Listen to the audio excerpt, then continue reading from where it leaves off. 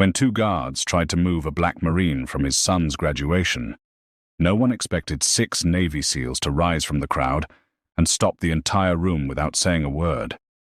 Solomon Dryden didn't expect anyone to recognize him when he pulled into the parking lot behind Elmridge High. The building looked like most high schools in smaller Texas towns, weathered red brick. A few flags fluttering over the entrance, kids loitering near the gym doors. It was already crowded, parents in dress shirts, siblings holding signs, a grandmother leaning on a walker. It was all there. He parked his Dodge Charger near the chain-link fence and stepped out, smoothing the lines of his deep blue Marine uniform. His boots were polished to a mirror shine, not because he was trying to show off, but because there were things he didn't know how to do halfway. He looked around. His posture stood out upright and firm. His face, though calm, carried the stillness of someone who had seen life from too many angles. He had driven 8 hours from Temple to make it to his son's high school graduation. He could have flown, but the Charger was his wife's favorite car, and even after her passing 2 years ago, he still felt closer to her on the road. Solomon opened the car door and pulled out a small photograph from the glove compartment. It was old and worn with a slight tear in the corner. His wife holding Tyron when he was just a baby, he slipped it into the inside pocket of his jacket. "I promised you," he said softly, "I wouldn't miss it." The walk to the entrance was slow and intentional. Every step carried, meaning his chest filled with something he didn't have a name for, but it lived somewhere between pride and ache. Inside the gym was packed. Metal chairs filled the floor, bleachers already overflowing. The air smelled faintly of concession popcorn and floor wax. It was noisy, chaotic, alive. Solomon showed his printed ticket to a volunteer near the door, a short man with a clipboard and headset. The man squinted at it, nodded quickly and pointed toward the 3rd row on the left side. "You're good to go. Family seating up front, appreciate it," Solomon said, his voice steady. He made his way to the row, catching glimpses of other families as he passed. Some folks looked at him, did a double take at the uniform, then turned away like they hadn't. One woman gave him a small smile, then whispered something to the man beside her. Solomon didn't react. He'd been black tall and in uniform for a long time. He knew what some looks meant and what others didn't. He found his seat and sat down. The chair was plastic, slightly wobbly. He adjusted it without complaint in front of him. The stage was set. Banners hung across the gym wall, class of 2024 in big silver letters. A few school board members stood near the podium checking notes. Solomon glanced at the rows of students lined up at the far end of the gym. Tyron was somewhere in the middle, tall, lanky, with his mother's eyes 18 years gone. Just like that, he remembered holding him the night he was born. Still in uniform, dirt still under his fingernails. He'd flown in from Okinawa with only 4 days leave, and now here they were. He sat still, barely blinking, soaking in the moment behind him. People continued filing in. Chasers scraped programs, rustled. Someone laughed too loud. A man dropped his coffee and muttered under his breath. None of it touched Solomon. His world was narrowed to the stage, the rows of young faces and the weight of the photo against his chest. Then the music started. Pomp and circumstance, and the crowd around rose to their feet. A few students looked nervous. Others beamed. Solomon stood too. Shoulders squared, arms at his sides. The national anthem followed. Everyone placed hands over hearts. Solomon didn't move. He didn't need to. His whole presence was a salute. He thought of his wife again. How she would have cried through the whole ceremony. How she would have fixed Tyron's tie 3 times before letting him leave the house. His eyes stayed forward. But as the last note of the anthem faded, 2 uniformed men began walking down the side aisle, and they were heading straight for him. The 2 security guards moved with purpose. They weren't police. Their badges read Harland Security Services, and their uniforms were standard black polo shirts tucked into cargo pants, earpieces, radios on their belts. Neither of them looked older than 31, was short and wide-shouldered with a shaved head and a tight expression. The other was taller, lanky, and chewing gum, like he had somewhere better to be. Solomon noticed them right away, but didn't flinch. His training taught him long ago that stillness was often more commanding than movement. He kept his eyes forward, his hands resting loosely on his thighs. The shorter guard stopped beside him and leaned down just enough to be heard. "Excuse me, sir," he said in a low voice. "We're gonna need you to come with us." Solomon slowly turned his head. "Is there a problem?" The tall one stepped forward. "Yeah, this section's for families of graduating seniors." Solomon blinked, then reached into his coat pocket and pulled out the same printed ticket he'd shown at the door. "This is my seat. Third row left side, family seating confirmed." The shorter guard didn't even look at the ticket. "We got told it's full." "Solomon didn't move. It was full when I sat down too. You want to tell me who gave that order?" The tall guard shifted uncomfortably. He wasn't expecting a calm, clear voice. "Look, it's not a big deal. There's some extra seats in the back. Let's not make this anything. It doesn't have to be." Solomon's eyes narrowed slightly, not with anger, just quiet calculation. "I drove 8 hours to watch my son walk across that stage. I'll be sitting right here." A few heads had started turning. A woman 2 rows over nudged her husband and nodded toward them. Someone in the bleachers tilted their phone slightly, maybe recording. The short guard straightened up and looked around. "Sir, I'm going to ask one more time. You can ask all day," Solomon said, his voice lower now, firmer. "I'm not moving." The tall one sucked his teeth. "Maybe you'd be more comfortable in the back, that's all we're saying." And there it was. Solomon looked at him fully. Now that phrase wasn't about logistics. It wasn't about policy. It was about something older, something quieter. Something that had followed him all his life, in boardrooms, waiting rooms, front porches, and even the base cafeteria. Just behind a smile, just under a whisper, he didn't respond.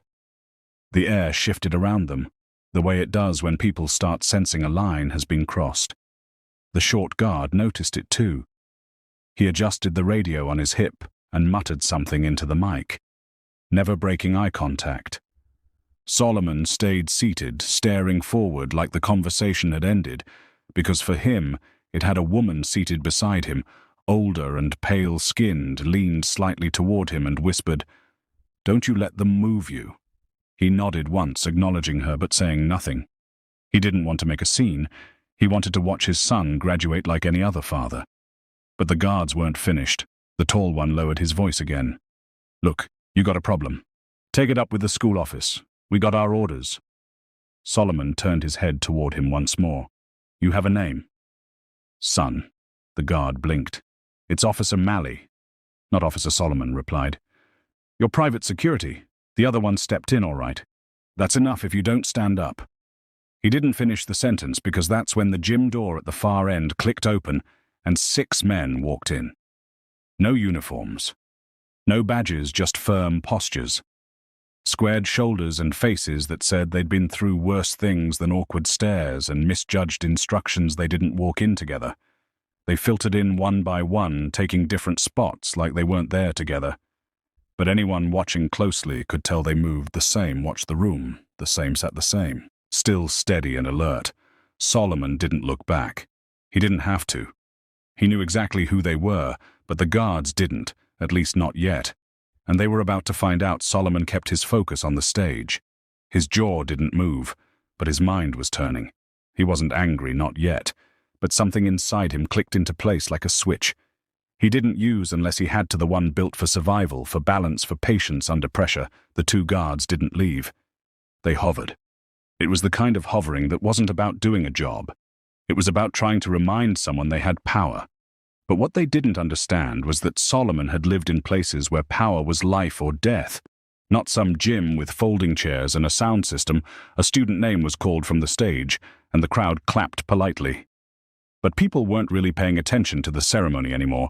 Not the ones nearby. They were watching the standoff, pretending not to. The taller guard. Malley shifted his stance again. He leaned closer, voice quieter this time. "I'm trying to do you a favor here, all right? This doesn't need to get ugly." Solomon's eyes flicked to him. "You don't have that kind of favor to offer." A pause. Malley drew back slightly as if reconsidering his next move. But the shorter one, Garvin, according to his badge, was less subtle. He didn't like being challenged. His hand hovered near the radio again. A few rows behind, a man stood up slowly. Nobody noticed. At first he didn't say a word. just crossed his arms and stared clean-shaven, broad-frame eyes sharp. He took a seat near the aisle without removing his gaze from the scene in front of him. A second man stood up on the opposite side of the gym. Same posture, calm, intentional. Then a third. They didn't speak. They didn't need to. Solomon knew them all. He didn't turn to look because his instincts didn't require confirmation. He had LED these men through mud gunfire and silence darker than most people could imagine. Garvin leaned down again this time with something in his voice that wasn't there before. "Listen, man, you're making this into a situation." Solomon turned his head slowly and deliberately. "And you're not listening." Garvin's hand twitched toward the radio again. But before he could say a word, a voice broke the tension from 10 feet away. Is there a reason this man's being bothered? It was clear. Calm controlled the kind of voice that doesn't rise to get attention. It drops just enough to make everyone else stop talking. It came from a man standing in the center aisle, tall salt and pepper beard-fitted black coat over a grey shirt. His name was Creed Marston. He was the one Solomon had pulled from the wreckage in Kandahar, dragging him across. 200 yards of sand while bullets rained down like gravel. Garvin looked up, caught off guard. "Who are you?" Creed didn't answer. He stepped forward once I asked you a question. Mally raised a hand. "Sir, we've got this under control." "No," Creed said, sharper. "Now you don't." Another man stood up from the far bleachers. Then another 4 of them. Now Solomon remained seated, still quiet. The entire left side of the gym was now watching openly. A boy pointed at a teacher, tried to wave attention back to the stage, but nobody was looking at the diplomas anymore. Creed took one more step forward. "You're embarrassing yourselves, and you're one breath away from making this worse." Garvin glanced at Mally, who looked less confident by the second. It was clear now they hadn't expected backup, especially not backup like this. "I don't care what your orders were." Creed said, "You don't put your hands on that man. You don't tell him to move. You don't ask again." The silence in the gym felt tight, the kind that didn't come from fear, but respect, a quiet respect that started to swell as more people realized what was happening. Solomon finally looked up at Creed and gave the smallest nod. Not a thank you, not a request. Just recognition. Creed's eyes softened for a moment. Then he stepped back and took his seat again. Arms folded, but the tension hadn't left the air, not yet, and the people watching were waiting to see what the guards would do next. The gym faded the stage, the banners, the faces all blurred into the background of Solomon's mind. His eyes were still open, but his memory yanked him backward 15 years ago. Afghanistan, it was late afternoon in Kandahar province. The sun didn't set gently there. It crashed down like a hammer, turning the sand to rust, and the air to steal Solomon, a gunnery sergeant, back, then had just finished briefing his unit when everything went sideways. A roadside IED blew under their convoy, flipping the lead. Humvee like a toy dirt, and metal rained down before anyone could scream. Then came the gunfire. Not scattered, coordinated. Solomon didn't think he moved. He ducked behind what was left of a doorframe, surveying the chaos. Smoke clouded the edge of the valley, but he saw 6 men down, trapped behind the burning wreckage of a second vehicle. Most were pinned. One was already trying to crawl forward, dragging another by the vest that was Creed Marston. He had just 3 months in country and a bullet through his thigh. Solomon bolted, no hesitation. No radio call. He ran through open ground, dodging bursts of gunfire, sliding into cover behind a blown axle. Creed looked up, blood on his temple, gasping, "You're bleeding." Solomon had said you. Noticed Creed coughed. Solomon grabbed the straps of the downed soldier beside him. Enrique Soto, and began pulling. Creed pushed from behind, wincing with every inch. "Where's Divas?" Solomon shouted. Creed pointed weakly left side under the hood. That's when Solomon saw him, a young SEAL, pinned under part of the engine block, leg trapped. He was yelling for help, but too far gone to move without pausing. Solomon told Creed, "You keep low and move when I move." Creed nodded. That's when he really started to understand what leadership looked like. Solomon sprinted across again. His foot hit gravel, then bone. But he didn't stop. He slid to Divers, crouched low, and gripped the edge of the mangled hood with both hands. It wouldn't budge. "Gunny!" Don't, Divas shouted. I'm good, you're not staying here. Solomon braced one foot, dug deep, and lifted. His shoulders strained. His ribs ached, the metal groaned, but it rose just enough for Divas to yank his leg free. They fell back together, crawling toward the ridgeline. Gunfire cracked overhead. Creed returned with Soto, limping on his good leg. Two others followed, Lim and Horton, faces blackened with ash rifles at the ready. When the firing stopped, there were no cheers, no victory speech. Just silence and breathing. All six of them were alive. Solomon was the last to check out. He stayed on rear watch until the dust settled and the medevac arrived. He didn't speak for a long time after that. But Creed remembered they all did. After that day, there was never a doubt if Solomon asked for anything anywhere, any time they'd be there, no matter what. Back in the gym, Creed sat quietly in his chair, eyes fixed on the guards still standing near Solomon. He wasn't thinking about war. He was thinking about promises. The man who had dragged him out of a war zone was now being harassed in front of a high school stage for trying to watch his son graduate. He clenched his fists. Another SEAL. Javier Meeks walked in and sat 4 rows back. Then Zachary Wells found a spot along the right side. Bleachers. They didn't speak. They didn't need to. Solomon glanced toward the back of the gym now. Just briefly, his eyes met Meeks. That was enough, but the guards didn't understand what those looks meant, not yet. And the moment they made the next move, they'd learn real fast. The ceremony pressed on, at least on the surface. Names were still being called, families, clapped some too loudly, trying to cover up the tension that now thickened the air. But the attention had shifted. Eyes that had once been glued to the stage now kept drifting toward the 3rd row on the left, where Solomon Drayton sat like a statue, and 2 guards stood like they didn't know what to do next. Garvin glanced toward the front, where a school official tried to get his attention. The woman looked nervous, mouthing something and gesturing subtly toward the guards, but Garvin shook his head.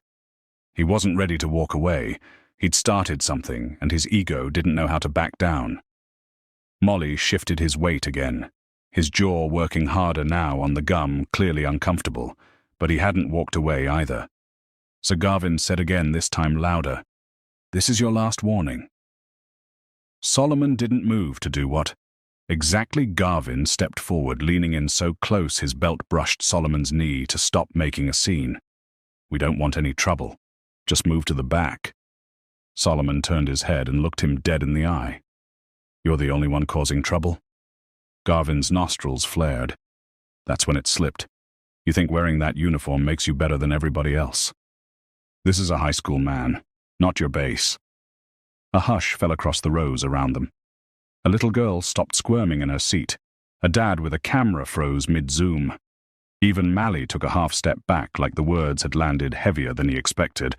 Solomon didn't blink. He took a breath, not to calm himself, but to stay grounded. "You need to walk away." Garvin didn't, instead. His hand dropped to the front of his belt. Not on a weapon, but near enough to feel threatening. And that's when Creed stood up. He didn't yell. He didn't posture. He just stepped into the aisle, slow and focused, like the conversation had become his business. Now the gym wasn't dead silent, but close. Creed's voice was clear. "If you touch him, you'll answer to me." Garvin turned his head. "And who the hell are you?" Creed took another step forward. "The man who's telling you this ends right now." One of the school board members noticed what was happening and whispered something to the principal. An assistant principal got up and started moving toward the back of the gym, probably calling someone on the walkie clipped to her side. The school staff was finally realizing this wasn't going to die down quietly. More SEALs rose from their seats, spread across the room.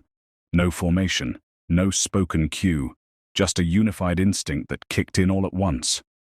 By now, all 6 were standing. Garvin looked around, realizing they weren't just dealing with some angry parent. Something was different. These men didn't fidget. They didn't shift from foot to foot. Their presence filled the space like pressure before a storm. Creed took a step closer. "You've got 2 choices, walk away now or watch this go somewhere you don't want it to go." Mally's voice finally cracked through. "Let's just back off, man." But Garvin still hesitated. Solomon spoke again, Not to Garvin, but to Creed. Don't waste your breath. He already made his decision. Creed didn't smile. He just lowered his voice one last time. Don't mistake silence for weakness. Finally, Garvin stepped back. Not much, but enough. His hand dropped away from his belt. His face burned, but he was outnumbered and outclassed. The principal appeared near the aisle, whispering quickly to the guards. Whatever she said was quiet, but firm enough to send them both walking toward the back exit. They didn't look at anyone on their way out. Solomon exhaled slow and steady. Creed sat back down without a word. All 6 SEALs remained standing, but the moment still hung in the air. And Tyron Drayson was watching everything from the lineup of students. His hands clenched at his sides. Tyron Drayton was near the center of the graduating class, standing in line between a girl with bright braids and a boy whose gown kept slipping off his shoulders. They were trying to focus on the ceremony, laughing nervously and checking their name cards like the world was normal. But Tyron's world wasn't.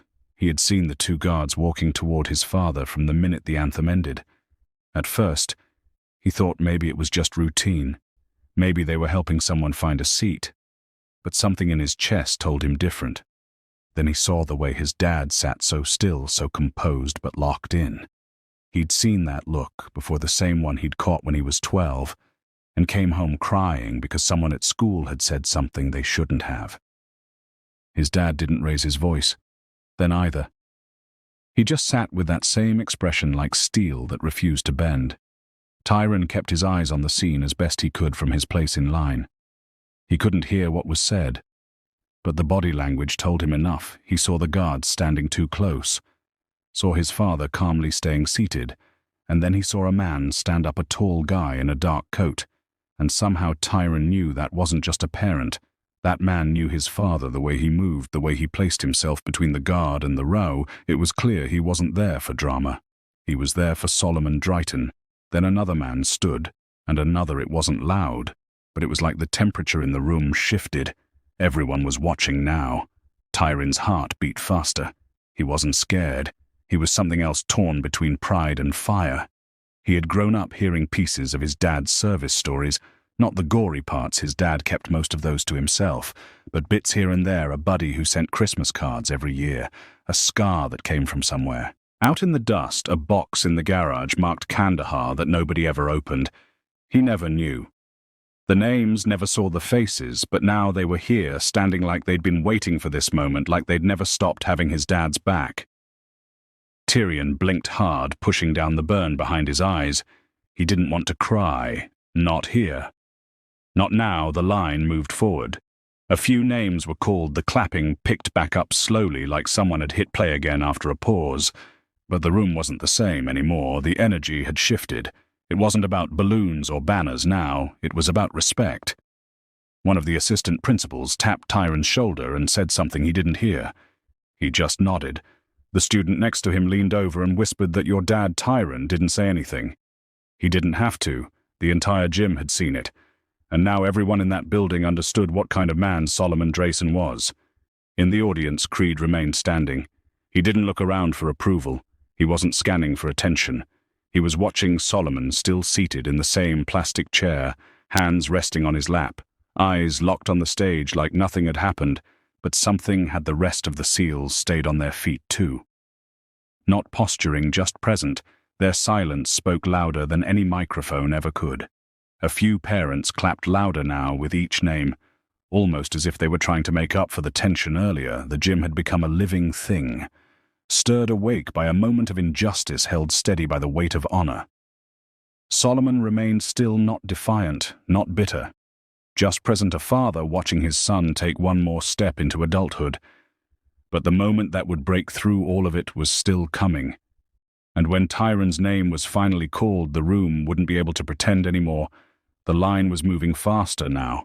Some students were still fidgeting, adjusting caps, whispering jokes under their breath, trying to enjoy the moment. But Tyron wasn't in that space anymore. His mind kept flashing back to his father, sitting alone, surrounded by faces, but completely centered in that chair like it had been built just for him. There was something about how he held himself calm, quiet, unshakable. And something about the way those men, those warriors, rose around him without needing to be asked. Tyron realized for the first time that he didn't really know the full weight his father carried. Sure, he'd seen the pictures, the medals in the old wooden box, the folded flag tucked into the bookshelf in the living room. But those things never really spoke. They just sat there like relics today. They walked today. They stood. The assistant principal called out the next name. Then another Tyron was 3 people away. From the stage, he wiped his palms on his gown, tried to slow his breathing. The girl in front of him turned and grinned nervously. "You ready?" Tyrant smiled a little more than you know. He stepped forward on the other side of the gym. Solomon leaned slightly forward. His eyes never left the stage. He didn't clap for every student, not out of disrespect, but because his focus had narrowed to the boy in the black robe with the red and white honor cords. The boy who looked so much like his mother when he smiled. 1 name, 2 names. Then the announcer paused for a second, cleared her throat and spoke with a bit more weight than before. Tyron Drake, the name echoed. There was a beat of silence, half a second, maybe less, before the room erupted, clapping, whistling, cheering. But what stood out wasn't the volume. It was the rhythm of it. The sound wasn't chaotic. It was deliberate, coordinated, deep. The 6 seals, still standing, raised their hands and applauded in perfect unison. Each one clapped with force. Not performance, a salute without the salute. A gesture that said, "We see you, we see your father, we honor both." Tyron walked across the stage slowly, chin-high step, steady. His heart pounded, but it wasn't nerves. It was pride, and not just pride in himself. It was the pride of knowing exactly who his father was and what it meant to carry that last name. He took his diploma from the principal, shook her hand, and turned toward the audience. His eyes scanned for one person, found him. Solomon didn't wave, didn't stand. He just met his son's eyes and gave the smallest, most meaningful smile of the day. Tyron nodded once and stepped off the stage. The applause still hadn't died down. Parents who hadn't said a word, all ceremony, were now clapping hard. Some stood a few, wiped their eyes, not sure exactly why, but feeling like they'd just witnessed something that mattered. Solomon sat back in his chair and let the moment wash over him. He wasn't the kind of man to cry in public, but inside something loosened. Not grief, not pain. Just release, the kind that only comes when the circle feels complete, even if it never really is. The other names continued. But something had shifted from that moment on. Every student who walked the stage walked in the echo of what had just happened. Not because it was dramatic, not because it was viral, but because it was real. But the story didn't end with the applause, and when father and son met again outside the gym, it would be more than just a proud hug. It would be the passing of something deeper. The final name was called 20 minutes later. Everyone stood as the graduating class threw their caps, screamed with relief, and hugged, like they hadn't seen each other in years. Phones went up, cameras clicked, and balloons bobbed above the crowd as the students began filing out through the gym's double doors toward the back lot. Solomon didn't move right away. He sat quietly as the noise swelled around him, soaking it all in the music, the laughter. The flash of silver and red gowns sweeping by his eyes followed Tyron as he disappeared into the hallway with his classmates. A teacher gave him a high five, another pulled him in for a side hug. But even with all the chaos, Tyron turned once, just once, and looked back. Solomon caught it a brief glance, but it held everything. "Did you see me?" And Solomon's expression gave the answer. Every second the crowd began to thin. People shuffled out with flowers and balloons, congratulating each other in loud bursts. Solomon stood slowly, stretching his legs, feeling the weight of sitting in one position for too long. Creed walked over as the gym emptied. He didn't say anything at first. Just looked at Solomon, then toward the exit. "You okay?" Creed finally asked. Solomon nodded. "I've been through worse." Creed smiled slightly. "Yeah, but it still shouldn't have happened." "No." Solomon said it shouldn't have another seal. "Javier Meeks joined them. We tried to stay low-key, but once that guy put his hand near his belt," Solomon raised a hand gently. "You all did what needed to be done. That was enough." The 3 men stood there for a few seconds longer, letting the noise drain from the room. Then Solomon said, "I want to see my boy outside." The sun was fierce against the concrete casting, long shadows from the bleachers onto the back lot. Students were scattered in small clusters, posing for photos, throwing their caps again, calling out to relatives. Tyrin stood near the flagpole. His gown half unzipped, the diploma folder in one hand and his phone in the other when he saw his father approach. He stopped mid-conversation. The crowd around him faded into the background. They met halfway. Tyrin was the first to speak. "You, okay?" Solomon nodded. "You?" "Yeah," Tyrin said, then looked down for a second. They tried to move. "You, I know." Tyron's jaw flexed. "I was ready to walk off that stage. Dad, I swear I was 2 seconds from saying something." Solomon placed a hand on his son's shoulder. "And that's why you didn't." Tyron looked up. "What do you mean? Because you knew I could handle it, and because you handled your moment like a man, you didn't let anybody take it from you." Tyron held his breath for a second. Who were those guys that stood up? Solomon glanced behind him. The 6 SEALs were now outside, 2 gathered near the exit, talking quietly. They weren't looking for attention, just keeping an eye out like always. "They're men I bled with. Men who know what loyalty means," Solomon said. "Men who don't forget." Tyran nodded slowly. That was powerful. It was necessary. Solomon replied, "Sometimes silence is louder than shouting, and sometimes standing up without speaking says more than 1,000 words." For a moment, neither of them said anything. Then Tyrin smiled.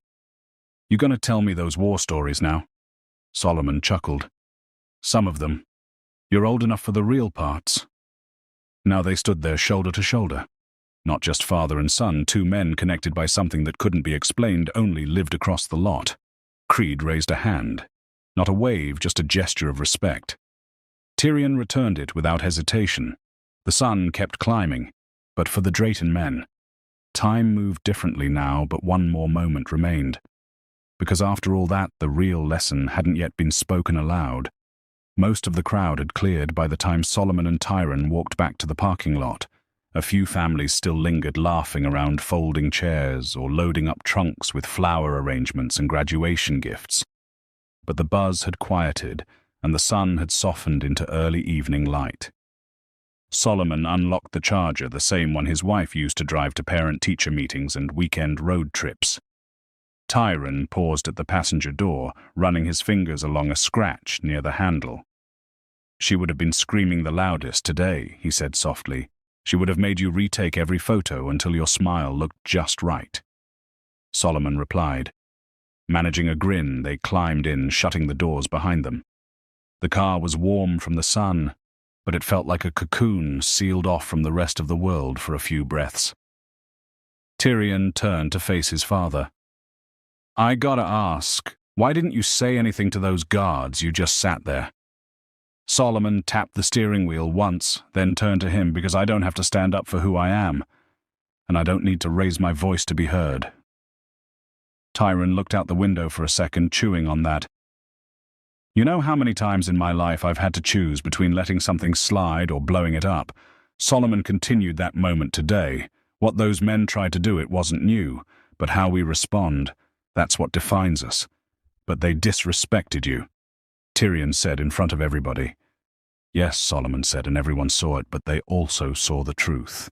They saw 6 men who had every reason to be somewhere else stand up, not because I asked, because they knew what that moment meant. Tyran sat with that sun. Solomon said life will hand you 100 chances to react with anger, and sometimes anger is justified, but most times silence cuts deeper, dignity sticks longer. That's what people remember. He reached into his jacket and pulled out the folded photo, the one of Tyron as a baby, his late wife cradling him. "I carried this with me through Kandahar. I carried it through losing your mom, and I carried it here today. Not because it gives me strength, but because it reminds me of what's worth protecting." Tyron's voice dropped. "You always knew who had your back." Solomon smiled. "I didn't need to know. I just had faith real men don't vanish when things get uncomfortable. They show up, and they stand." There was a pause before Tyron spoke again. "I want to be like that, like you. You already are." Solomon said, "You walked that stage with pride. You didn't let anger steal your moment. You stayed grounded even when everything around you was trying to throw you off balance outside the car. The last of the SEALs were getting into their vehicles. Creed gave one last look toward the Charger before driving off. Solomon nodded, once no words, just the quiet acknowledgement of something permanent. Tyrion leaned back in the seat. So what now? Solomon turned the key in the ignition. The engine rumbled to life. Now we drive home. You get to choose dinner. Tyrion grinned. Waffle House. Solomon chuckled, of course, as they pulled out of the lot. The school faded behind them, but the memory of what happened inside that gym wouldn't fade any time soon for anyone who was there, and for Tyrone that day would mark something far greater than a diploma.